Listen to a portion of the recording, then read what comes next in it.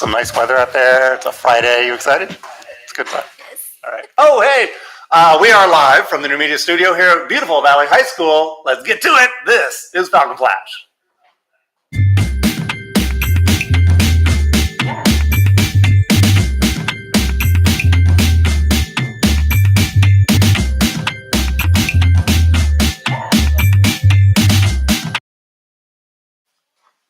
And good morning, students and staff. Welcome back to the Falcon Flash. Today is Friday, March 8th. We're going to celebrate Women's History Month by taking a look at amazing American women who have added to our culture, stepped beyond their traditional roles, and the teleprompter is going too fast for me, and became an inspiration to others. Thank you very much. All right, born on February 27th, 1897 in Philadelphia, Marian Anderson displayed vocal talent as a child, but her family could not afford to pay for formal training. Members of her church congregation raised funds for her to attend a music school for a year. By the late 1930s, Anderson's voice had made her famous on both sides of the Atlantic. In the United States, she was invited by President Roosevelt and his wife, Eleanor, to perform at the White House, the first African-American ever to receive this honor. And in 1955, she became the first African-American singer to perform as a member of the Metropolitan Opera in New York City. Over the next several decades of her life, Anderson's stature only grew. In 1961, she also performed the national anthem at President John F. Kennedy's inauguration, and 2 years later, Kennedy honored the singer with the Presidential Medal of Freedom. After retiring from performing in 1965, Anderson set up her life on her farm in Connecticut, and in 1991, the music world honored her with a Grammy Award for Lifetime Achievement. Let's learn more about one of the most celebrated singers of the 20th century.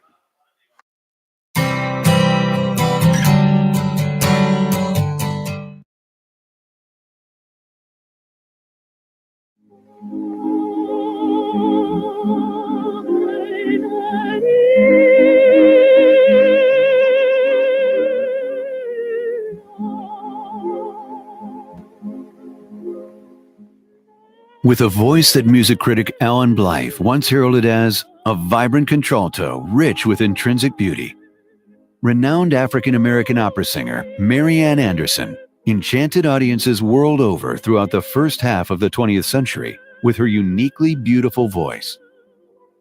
During the height of her career in the 1930s and 1940s, her voice graced the halls of some of the most famous opera houses in the world, including the Metropolitan Opera, the Paris Opera House, Constitution Hall, and Carnegie Hall. First Lady Eleanor Roosevelt invited Anderson to perform at the White House in 1936, and then again in 1939, while she and President Roosevelt were entertaining the King and Queen of England. She was the first African American to receive this honor.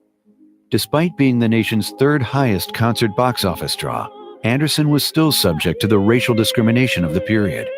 In 1939, she had hoped to perform an Easter Sunday concert at the Daughters of the American Revolution's Constitution Hall in Washington, D.C., but was told that it had a strict whites-only policy and that she would not be permitted to perform there.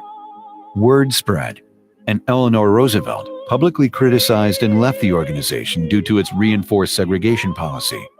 The NAACP suggested that Anderson perform in front of the Lincoln Memorial instead, and on April 9, 1939, she sang in front of 75,000 people on the National Mall.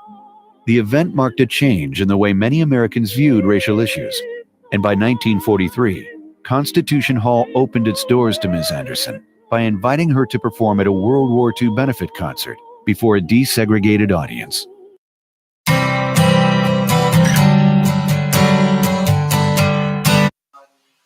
Amazing. All right, Ms. Perez, speaking of wonderful women, is here in studio today with today's Counselor Corner. Ms. Perez. Thank you. Good morning, Falcons. Today we are going to discuss the topic of anxiety and learn about coping skills. Anxiety disorder is characterized by emotional, physical, and behavioral symptoms that create an unexpected feeling that is typically described as uneasiness, fear, or worry. Experiencing occasional anxiety is a normal part of life. However, people with anxiety disorders frequently have intense, excessive, and persistent worry and fear about everyday situations. Often, anxiety disorders involve repeated episodes of sudden feelings of intense anxiety and fear that reach a peak within minutes.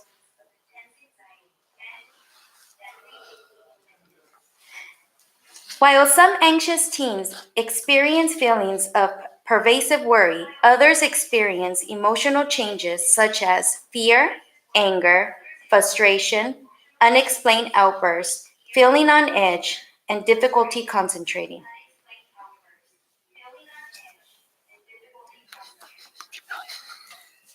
Physical signs include rapid heart rate, muscle tension, shallow and rapid breathing, perspiration, dizziness, stomach aches, headaches, backaches, and loss of sleep.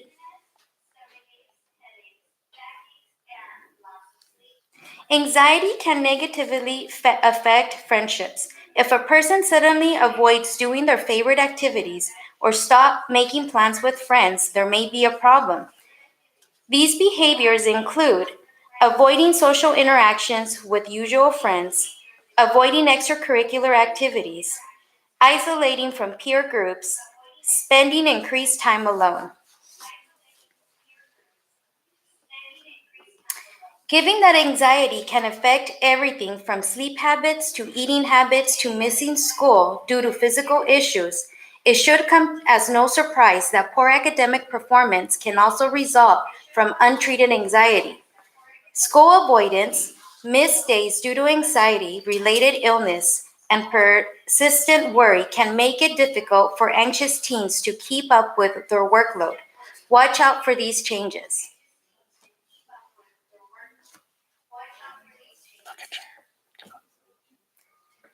There are many ways to cope. We all use different methods that suit our unique personalities and needs. You may find that what causes stress in one individual will help another to cope.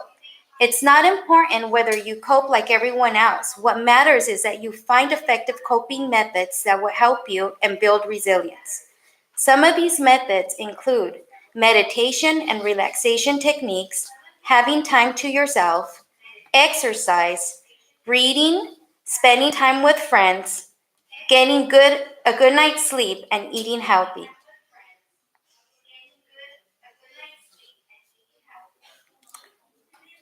These are two app resources that can help you reduce stress, focus more, and even sleep better.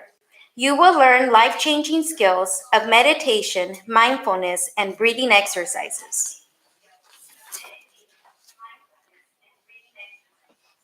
Falcons, if you suffer from anxiety and need help, please talk to a trusted adult. Please come visit the Counseling Center. Thank you and have a great day. And now here's Mr. Rosema with today's Falcon Flash. Thank you, Ms. Perez. And good morning again, Falcons. Here is today's Falcon Flash. This is a great sunny day after so much rain to really celebrate the sunshine we love here in Southern California. Be ready to have more of it, though, later in the day. Daylight savings time does start this weekend. Remember to move your clocks ahead 1 hour on Saturday night so you can be on time to everything on Sunday, of course. You know, prom tickets are on sale now, but only for those students who have had fewer than 5 full-day absences. If your attendance doesn't measure up, don't you worry. You can go to Win on Saturdays to make up for full-day absences that you missed and get your number back down to 5 or fewer so you can also attend prom. Ms. Gibbs. College acceptances have started rolling in, and I need your help, seniors, with getting your information into our system so we can celebrate with you.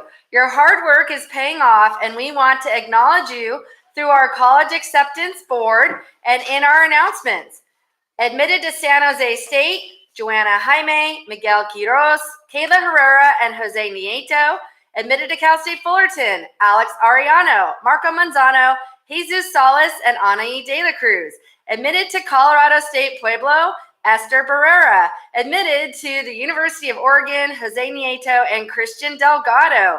Seniors, if you have been admitted to a college or university, please send me an email of your acceptance or stop by my office so we can continue celebrating the tremendous accomplishments of the class of 2019.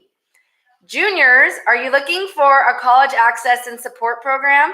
Reality Changers is an organization founded in San Diego whose mission is to assist first-generation underrepresented minorities, making it to a four-year university. They're going to be assisting you with college applications and financial aid. Reality Changers Academy will be hosting an information session today at lunch in the Higher Ed Counseling Center. You can see me at break to get a front of the line pass or just show up to the meeting. We'll see you there. Now we have a track and field announcement. I have it. There we go. Hi. So yesterday, the boys and girls track and field teams lost a hard-fought meet against the Catella Knights. In the Frosh and JV levels, Maria Palacio won the long jump. Alondra Morales was first place in the 200 meters. Daisy Rios won the 400 meters. Andy Marita won the 800-meter run, which is a really hard race. And in the discus, Jorge Murillo finished second place with Eric Cervantes in first place. In the varsity girls competition, Mayela Barajas was second in the discus. Mariela Arambulo took second place in the 800-meter run. Marissa Casillas was second place in the 400 meters. And Giselle Lopez took second place in the long jump. And then first place in both the 200 meters and 400 meters. Wow. On the boys' side, Eder Diaz took first place in the long jump. Raymond Casillas finished first in the 400 meters and third in the 200 meters. Arthur Bravo was first in the 800-meter run and second place in the 1600-meter run. Those are two really hard races to do back-to-back. Carlos Verduzco finished first place in both the shot put and the discus, and Jose Magana won both the 1600-meter and 3200-meter. That's 3 miles all in one day, guys. So, great job, Falcons, and good luck to the teams as they head to Irvine High School today for the Big A6 Invitational. Oh, and I wanted to say one more thing. If you apply to Project Self, we are going to have Project Self students. We're having a meeting at the end of break today, so you should get a ticket in your second period class. Rosamond. Perfect. Thank you. Thank you, Ms. Gibbs. All right. You can tell we don't have our usual people here today, so we're all just kind of filling in roles.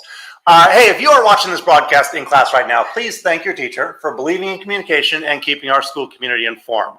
As you know, we spend a lot of time here celebrating our students' successes and your opportunities to grow. The adults at Valley recognize your strength to persevere through the challenges to attend school on a regular basis, pay attention and pour your energy into learning, and appreciate the kindness you show to each other. You should be proud of Valley High School and of being a Falcon. You are connected to the community through things like Adopt a Kinder and Key Club.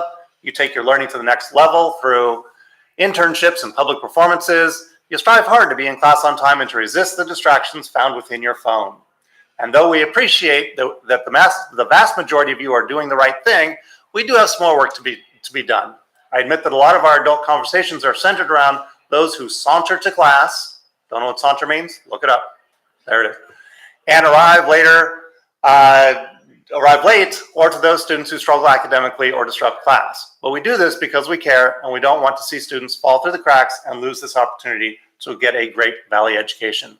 So kudos to those of you who make it on time. Kudos for earning A's, B's, and C's. Kudos to so many of you who do take care of your trash properly.